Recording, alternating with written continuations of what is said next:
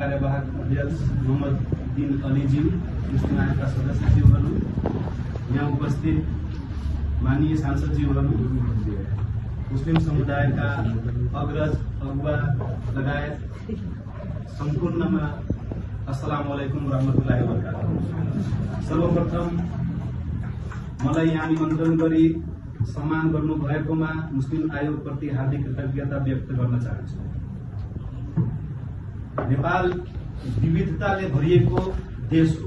त्यही विविधतामा मुस्लिम समुदाय एउटा सम्मानित, सभ्य र गौरवशाली इतिहास भएको समुदाय हो। मुस्लिम समुदायले यो देशको विभिन्न कालखण्डमा भएका लोकतन्त्रका लागि, अधिकार सम्मानका लागि हरेक संघर्षमा, हरेक आन्दोलनमा नेतृत्वदायी भूमिका खेल्दै आएको कुरा सर्वविदितै छ। र अब यो देशको विकास निर्माण र समृद्धिमा पनि मुस्लिम समुदायले नेतृत्वदायी भूमिका खेल्नेछ भन्ने कुरामा म विश्वस्त छु।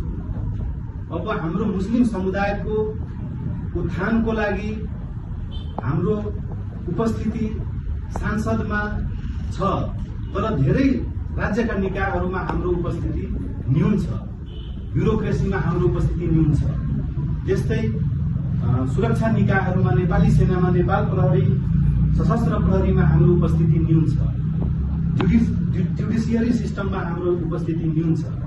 यसले के देखाउँछ भन्दाखेरि हाम्रो मुस्लिम समुदाय शिक्षामा कति पछाडि छ भन्ने कुरालाई यसले देखाउँछ। र यो एकदमै चिन्ताजनक विषय हो। हामीले यहाँ उपस्थित सबै सांसदज्यूहरूले, मुस्लिम आयोगले सबै मिलेर मुस्लिम समुदायको शिक्षामा हामीले जोड दिनुपर्छ। मुस्लिम समुदायको शिक्षा कसरी बेटर हुन सक्छ, यो कम्पिटेटिभ वर्ल्डमा मुस्लिम समुदायले कसरी कम्पिट गरेर अगाडि आउन सक्छ, लोकसेवा पास गर्न सक्छ भन्ने कुरामा हाम्रो ध्यान जानु जरुरी छ। र समयको अभावले म के भन्न चाहन्छु भन्दाखेरि मुस्लिम समुदायको लागि, मुस्लिम आयोगको लागि म मेरो तर्फबाट जे गर्नुपर्छ त्यो म गर्न तयार छु र म यही प्रतिबद्धता गर्दै आफ्नो 2 शब्द धन्यवाद।